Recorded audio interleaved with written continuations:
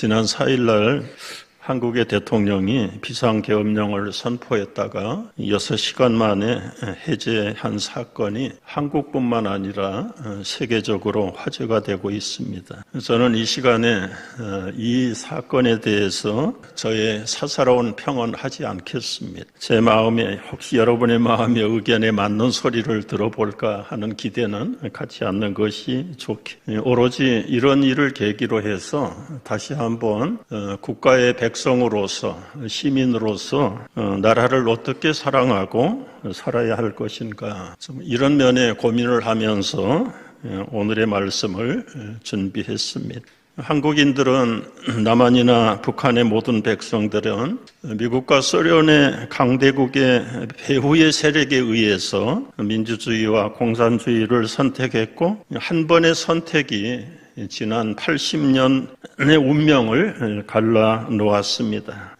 남한 정부는 기독교 입국론을 바탕으로 자유민주주의와 그리고 시장 경제 자본주의 정책을 선택했고, 북한 정부는 계급과 신분의 차별이 없는 지상천국 시장 경제, 배급 경제 공동체를 공산주의를 인민공화국으로 세우겠다는 이념으로 출발을 했습니다. 어느 쪽이 옳은 선택을 했는가? 결과는 설명하지 않아도 80년이라는 긴 세월 지나오면서 나타난 현실과 결과를 보면서 선명하게 알게 되었습니다. 문제는 한 민족이, 한 가족이 어느 날 갑자기 예고도 없이 남북으로 갈라지면서 생이별을 하는 육체적인 본능적인 그 아픔과 고통, 이 분단의 이산가족의 아픔, 그것이 한 민족의 한이 되었습니다. 여러분, 이산가족이 자그마치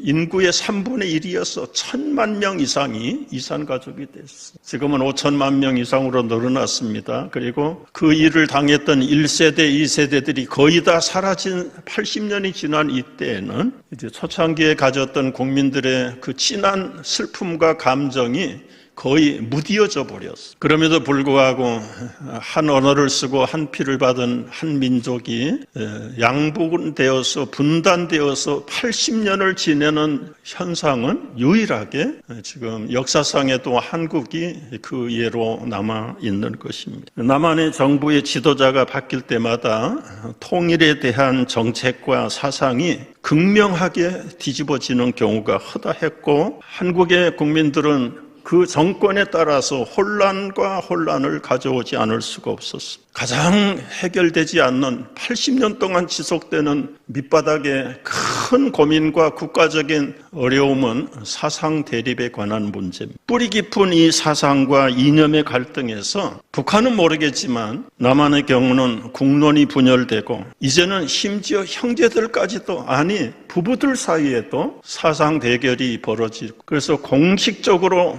명문화가 돼 있어. 가족이 모인 자리에서는 이데올로기 논쟁을 꺼내지 마라. 우리는 그걸 빼놓고는 한 형제다. 그러나 그 문제에 들어가면 그야말로 살인이 일어날 만큼 미움과 증오가 극대적으로 대립하는 현실이 지금 남한 백성들이 갖고 있는 모든 문제입니다. 이런 극단적인 상황에 처해 있는 이 한국 민족들과 특히 하나님의 자녀로 부름을 받은 성도들이, 그리고 교회가 가져야 될 나라 사랑을 어떻게 해야 할 것인가, 오늘 이것이 오늘 설교의 요점이 되겠습니다. 우리가 먼저 정리하고 확립해야 될 선결적인 문제가 있습니다. 그것은 나는 누구인가?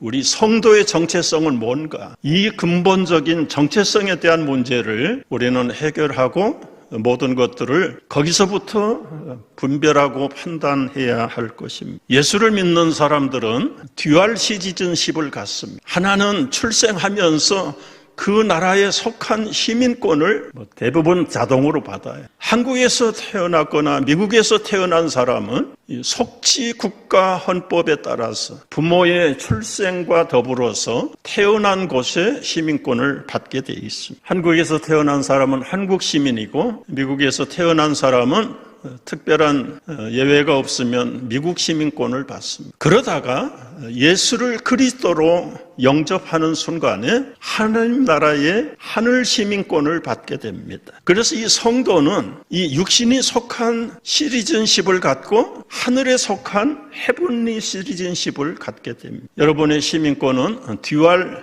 시리즌십을 갖고 이 땅에서 살아가는 것입니다. 그런데 문제는 이 두 시민권의 정체성을 균형을 맞추지 않으면 한쪽으로 치우치기가 십상입니다. 현실적으로 속한 국가에만 힘을 기울이고 충성하면 하늘나라 시민권의 부족함을 느끼는 것이고, 하늘나라에다가 중점을 두면 이 땅의 시민으로서의 책임과 의무가 경솔해질 수 있는 잘못을 범할 수가 있습니다. 이 두 시민권에 대한 균형을 맞춘다는 것이 쉽지 않습니다. 유대인들에게도 두 종류의 교파가 있었는데, 하나님 나라와 현실을 만족하게 시도하려는 바리새파가 있습니다. 이 바리새파에 비해서 현실적으로 신앙보다는 현실에 강조점을 둔 사두개파가 있습니다. 이 두 지파를 우리말로 쉽게 번역하면 보수파와 진보파로 나뉘어져 있습니다. 이 보수파는 성경의 말씀을 하나님 말씀으로 믿고 부활도 믿고 천국도 믿고 내세도 믿어요. 어떤 면에서는 미래지향적인 성경적인 신앙을 추구하는 사람들이 바리새파 사람들입니다. 그러나 바리새파 사람들은 부활도 믿지 않고 내세도 믿지 않고 오로지 현실 행복주의, 그래서 현실주의 사람들이 사두개파 사람들입니다. 바리새인 중에서도 이제 그들의 믿음의 경중에 따라서 우리가 세상만 살 것이 아니라 이 땅에서도 하나님의 나라를 세워야 되지 않는가. 그 당시에 정치적인 형편으로 봐서는 로마의 식민지화 되어 있는 유대 나라의 조국의 광복 회복을 위해서 우리는 기도만 할 일이 아니라 적극적으로 이 나라를 회복하는 운동을 하자. 그래서 독립파가 이 세상은 다 지나간다. 이러나 저러나 지나가 우리에게 다가올 영원한 천국을 위해서 우리는 이 땅에서부터 경건하게 천국을 훈련하며 살아야 된다. 이 세상은 모두 다 악하고 그리고 불신앙이다. 이걸 보지 말고 살자. 그래서 한쪽으로 치우친 경건파들은 평생 눈을 가리고 이 죄로 타락한 세상을 보지 않겠다고 눈뜬 장님으로 생애를 보낸 성자들이 많아. 나는 이 죄가 가득한 세상을 밟지 않고 살겠다. 그래서 한 20m 기둥을 세우고 그 기둥 위에 올라가서 평생을 거기서 먹고 살고 죽은 사람도 무수하게. 그런가 하면 이 세상은 다 지나가는 것이, 장가가고 시집가는 게 무슨 의미가 있냐. 우리는 오로지 천국만, 주님만 바라보고. 그래서 에세네파라는 아주 극단적인 경건주의자들이 빈들과 사막에서 평생을 살아가는 경우도 있어요. 참 인간이 그렇게 단순하지 않다는 것이 고대 사회부터 나타나요. 각자의 생각과 분수대로 살아가는 것이 우리 인생의 현주소인데, 이런 혼란과 분열 속에 예수 그리스도가 등장하신 것입니다. 유일한 소망, 민족의 구원자로 예수가 나타났다라고 모든 백성들은 믿고 그들을 예수를 따르기 시작했어요. 소수의 지배층 귀족들은 자신들의 라이벌이라고 생각을 하고 처음부터 배척 운동을 시작합니다. 대중들이 이제는 우리의 기본적인 민생고를 해결하고 웬만한 질병과 불행은 기적을 통해서 다 행복으로 바꿔버리는 이 슈퍼스타 같은 예수 그리스도를 그들의 메시아로 영접할 마음을 가지고 극단적으로 따라 아주 초능력자요, 우리에게 먹고 사는 이 땅의 모든 문제를 다 해결하실 수 있는 슈퍼스타, 그렇게 예수를 따랐는데 시간이 지나면서부터 3년 동안 예수님의 가르침을 들었던 백성들은 하나씩 떠나기를 시작했습니다. 결국은 소수층의 시기와 그리고 질시 때문에 예수 그리스도 슈퍼스타로 여김을 받지 못하고 십자가의 사형수로 처형이 되고 말았습니다. 오늘날도 단어와 양상이 조금 현대화되었을 뿐이지 사실은 본질적으로 볼 때는 2000년 전의 유대사회나 한국이나 미국이나 달라진 게 아무것도 없다. 물론 초창기의 초기 기독교의 하나님 나라와 이 세상을 양분하는 신학적인 연구와 발전이 있었던 것도 사실이에요. 어떻게 하든지 이 땅에서 하나님 나라를 세워보겠다고 아주 공식적으로 출발한 나라가 USA입니다. 성경대로 이 땅에서 하나님의 도시를 만들어 보겠다고 출발한 나라가 이 미 대륙에 와서 새롭게 개척을 했던 미국의 초창기의 청교도들의 역사였습니다. 지난 350년 동안 그래서 미국이 성경적으로 완벽하게 섰느냐? 물론 대답을 단답으로 말하라고 하면 노라고 말할 수 있어요. 그러나 현존하는 200개 이상의 지구촌의 국가 중에서 가장 기독교적인 앞장을 선 나라가 미국이 아니라고 말할 수 없는 그런 현실을 우리는 누리면서 살고 있습니다. 200개 나라 중에서 성경적으로 하나님의 뜻을 실현해 보려고 하는 나라를 뽑으라고 하면 미국을 빼놓고는 내세울 나라가 아직은 없다. 따라서 성경의 가르침에 최선을 다해서 배우고 실천하려는 의지가 이 국민들 마음속에 몇 프로가 차지하고 있는가. 점점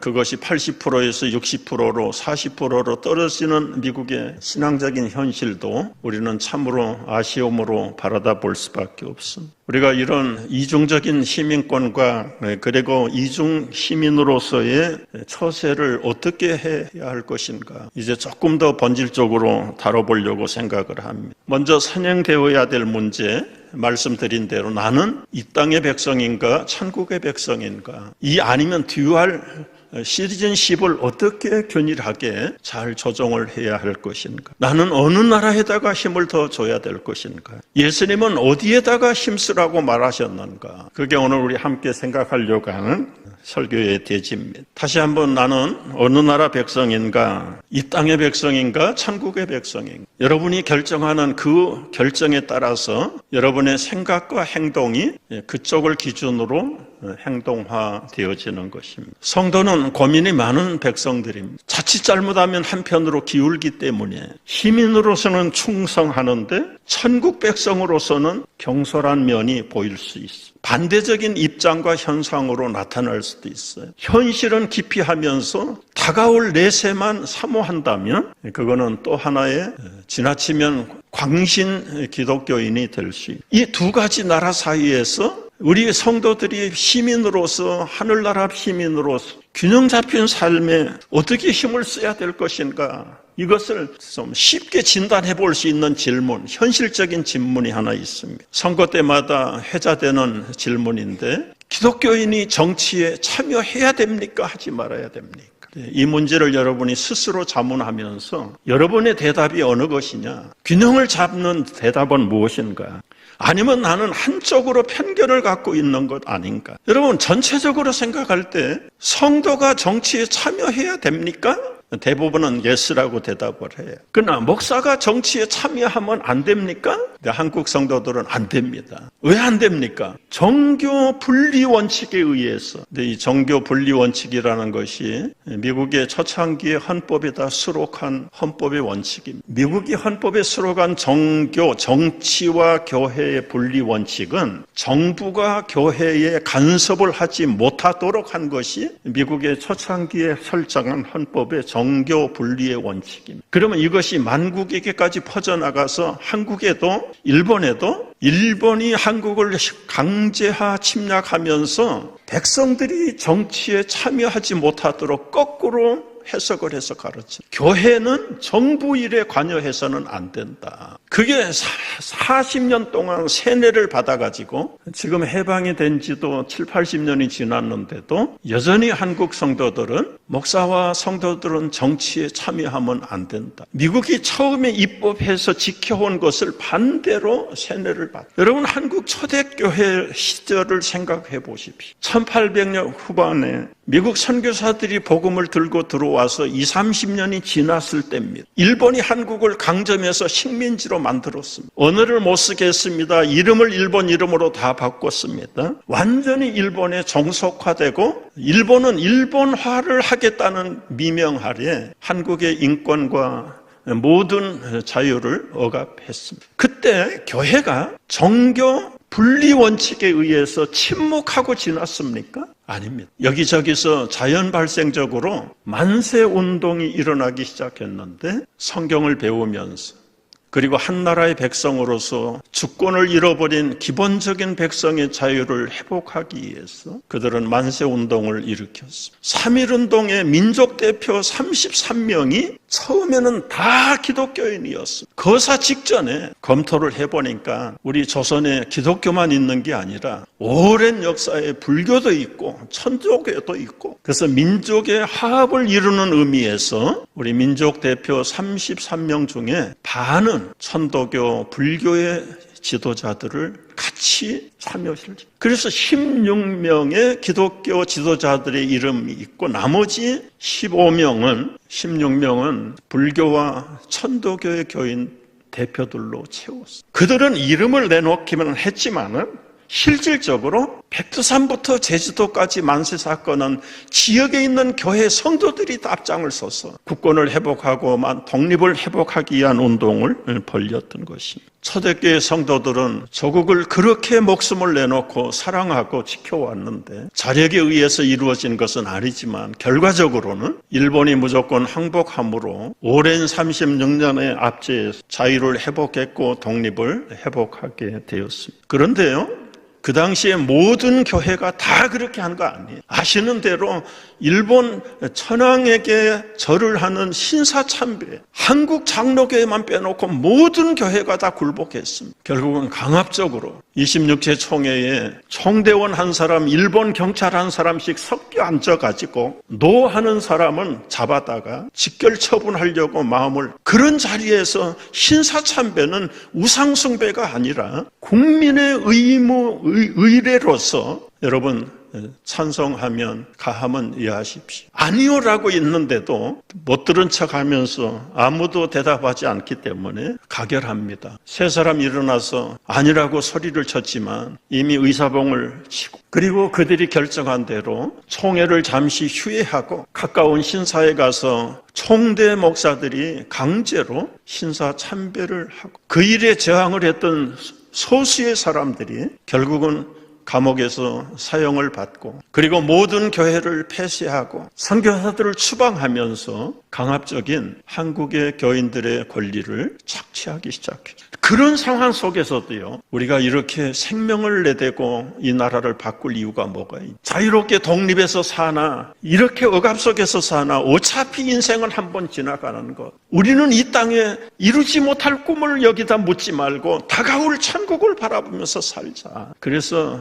성도들 입에서 많이 불려졌던 찬송이 허사가라는 찬송을 부르게 됐어요. 그 내용을 살펴보면 세상 만사 살피니 참 헛되구나, 부귀공명 장수는 무엇하리요, 고대광실 높은 집 문전옥답도 우리 한번 죽으면 일장춘몽이, 우리의 희망이 무엇냐, 뜬 세상 영화 분토같이 버리고 주님 따라 천국 낙원 영광 평화 무궁하도록 누리리. 어차피 여기서 회복하지 못할 것 포기하고 천국에 다가올 내세나 준비하자. 다 틀렸다는 이야기는 아니지만 현실에 대한 무책임과 그리고 간접적인 현실의 도피가 이 찬양 속에 숨어있는 배경. 이 노래도 일본 해군 군가에다가 패러디를 해가지고 전국교회 성도들에게 부르도록 보급을, 참 하나님만이 그들의 중심을 살펴서 심판하시겠지만 분별이 없는 성도들, 그래 자유국가에 독립적으로 사나 강압적으로 사나 인생은 한 번 지나가면 끝이고 영원히 다가올 내세를 우리는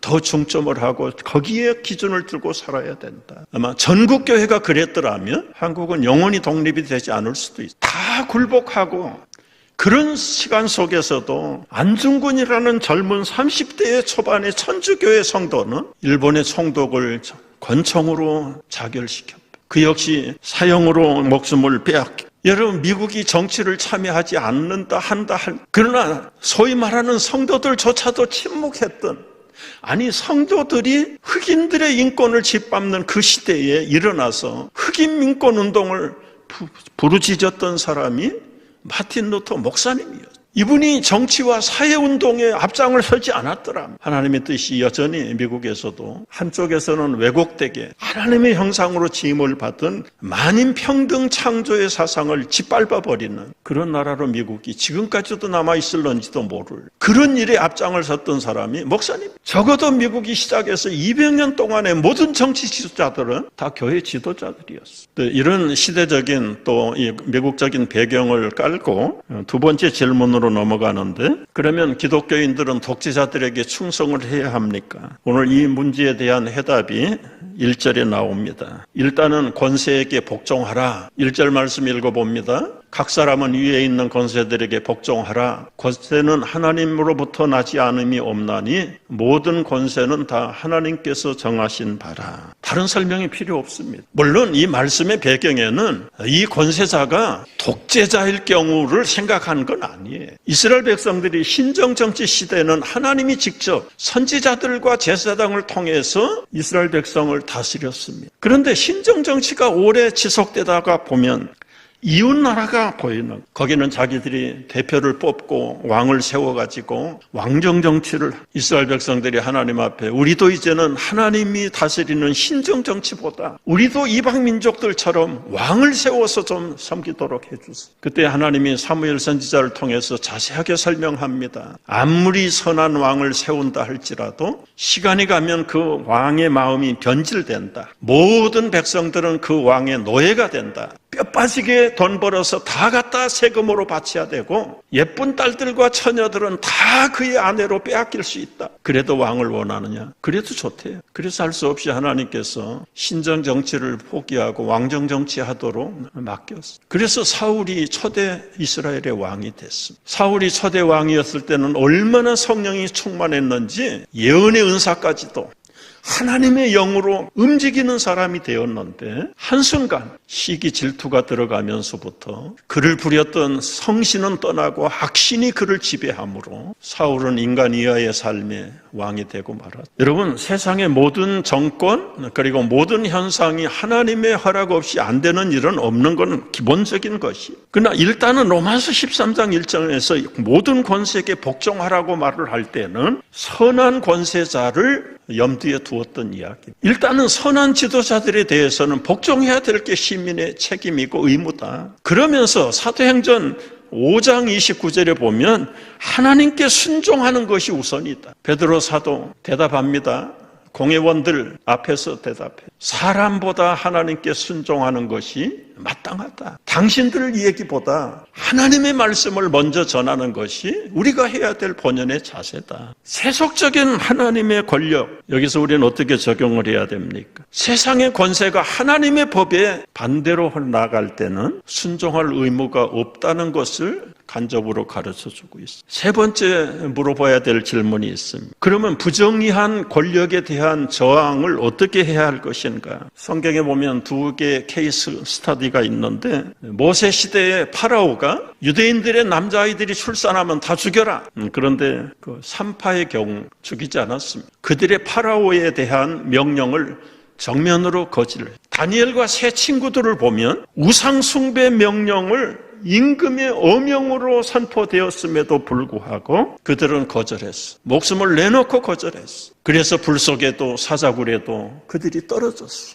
예수님의 가르침은 뭐냐? 이따 결론에서도 자세하게 말씀을 드립니다만은 일단은 성경 구절만, 가이사에 속한 것은 가이사에게, 하나님께 속한 것은 하나님께 바치라. 참 의미심장한 말씀을 예수님은 통해서 가르쳤어요. 이 말씀이 유대인의 입장에서 볼 때는 아주 매국노처럼 들립니다. 아니, 지금 로마 사람들 생각만 해도 우리가 가슴이 떨리는데 거기다가 세금을 바치라고. 우리가 친로마주의가 되라는 말인가? 그런데 그 다음에 구절, 하나님께 속한 것은 하나님께 바쳐. 너희들이 강제든 타이든 황제에게 세금을 바치 않고는 살지 못하는 세상인데, 타이든 자이든 세금은 바치면서 정작 하나님께 바쳐야 되는 의와 인애와 공의에 대해서는, 진실에 대해서는 버렸다. 여러분, 이 그리스도인들은 두 나라 시민권을 충족하기 위해서 상당히 피곤하고 바쁜 민족입니다. 한쪽의 힘을 빼버리면 그건 균형이 깨집니다. 하나님 나라에다 힘을 쓰리면 현실 도피주의자가 되고 현실에만 힘을 쓰면 하나님의 영원한 천국에 대한 내세에 대한 충성심이 금이 갑니다. 그래서 우리는 참 번민이 있습니다. 고민이 있습니다. 갈등이 있습니다. 그러나 이 모든 것들을 다 케이스 스터디를 종합하면서 예수님께서 우리에게 주기도문을 가르치실 때 하나님의 뜻이 하늘에서 이룬과 같이 이 땅에서 이루어지기를 기도하라고 가르치셨어요. 어느 것 하나에도 치우치지 아니하면서 하늘의 뜻이 완전하게 이루어질 것을 우리가 믿음으로 바라본다면 그 뜻이 이 땅에 이루어지기를 위해서 기도하라. 이 기도하라고 하는 이 짤막한 단어 속에는 엄청난 행동이 다 포함되어 있어요. 오늘 두 가지 독일 교회의 케이스를 소개하고 결론을 내리려고. 한 사람은 디트로이트 본 해퍼라고 하는 사람이고 또 한 사람은 동독교회의 목사였던 크리스티안 퓨러라고 하는 목사님. 이 본 해퍼라는 젊은 40대 초반의 신학자요 목사, 그분은 신학을 해서 목사가 됐고 히틀러가 등장할 때 뉴욕의 유니온 신학교의 교수로 재직하고 있었어요. 방향을 잃어버린 히틀러가 유럽을 초토화시킬 때 하나님의 뜻 앞에 정면으로 도전할 때 보네퍼는 기도하는 가운데 하나님의 뜻을 알았어요. 여러분, 히틀러만 경고망동한 게 아니라 독일 교회 전체가 기록 영화에서 보듯이 어린아이들 소년단까지 조직해서 나치당을 만들어서 히틀러를 찬양. 독일 교회의 백합을 얻어가지고 히틀러가 기고만장 세계를 다 멸망으로 만들어가는 그 앞잡이가. 보네퍼는 기도하다가 이런 독재자는 살려두면 안 된다. 그래서 모든 일을 끝내고 독일로 귀국하고 소위 말하는 고백교회의 멤버가 되었는데 그 고백이라는 것이 그야말로 바울을 죽이기 전까지는 먹지도 자지도 않겠다고 결단했던 결사들처럼 히틀러를 암살할 때까지는 우리 먹지도 않고 자지도 않겠다. 고백한 사람들이 모여서 히틀러 제거 운동을 펼치는 데 가담을. 결국은 그들의 계획이 실패로 돌아가서 강제 수용소에서 젊은 40대 초반에 처형된 사람이 디트로이트 본 해퍼. 물론 그가 일어나서 히틀러를 제거하지 못했어. 그러나 이러면 안 되는 것입니까? 골방에 숨어서 기도만 해야 하는 것입니까? 나라가 어지러움과 혼란 가운데 무너져갈 때 성도들은 무릎 꿇고 개인 기도만 힘쓰면 끝나는 것입니다. 기도한 사람이 있어요. 크리스찬 퓨러라고 하는 동독의 교회 라이프이치 교회 담임 목사였어요. 이분들은 오래전부터 매주 월요일마다 모여서 독일의 통일을 위해서 기도운동을 펼쳤던 사람. 소그룹이 점점 많아지면서 동독의 모든 시민들이 기도에 참여하게 되고 심지어는 서독에 있는 시민들까지 건너가서 기도에 참여하게 되고 그들은 결코 무력을 행사하지 않았고 전능하신 하나님의 인도하심을 바라보고 두 민족이 하나로 될 수 있는 통일의 그날을 위해서 열심히 기도운동. 이 촛불 기도회가 결국은 동독과 서독을 가로막았던 장벽을 허물어내는 일에 결정적인 역할을 하게. 우리의 신앙의 기준에 따라, 수준에 따라서 본해퍼를 따라갈 것인가, 크리스티안 퓨러 목사를 따라갈 것인가, 그것은 여러분의 믿음의 분량으로 결정한 일입니다. 이 두 가지 중에 아무것도 하지 않는다는 것은 천국 시민으로서의 자격을 스스로 상실하는 거예요. 예수님은 우리에게 이렇게 가르쳤어요. 하나님의 나라가 이 땅에 이름과 같이 이 땅에서도 이루어지기를 위하여 기도하라. 기도하라는 게 입으로만 기도하라는 것이 기도의 개념의 전부는 아니에요. 기도했으면 기도에 부응하는 행동이 따라야 된다. 우리 자신의 믿음의 분량에 따라서 주님의 가르치심 기도가 이 땅에 끝날 때까지 우리 속에서 주님의 나라가 임하기를 최선을 다해서 힘쓰는 것이 성도로서 나라 사랑이라는 첩경인 것을 말씀을 드립니다.